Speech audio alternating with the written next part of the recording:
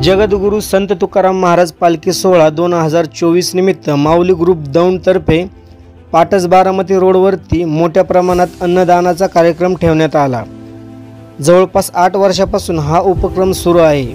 माऊली group वेगवेगळ्या सामाजिक कार्यांसाठी वारंवार चर्चेत असतो। प्रत्येक वर्षीप्रमाणे याही वर्षी असंख्य वारकऱ्यांनी महाप्रसादाचा लाभ घेतला। तहसीलदार साहेब व बीडीओ साहेब यांनी पत्र्याच्या शेडला हातभार लावल्यामुळे माऊली ग्रुपतर्फे त्यांचे आभार मानण्यात आले।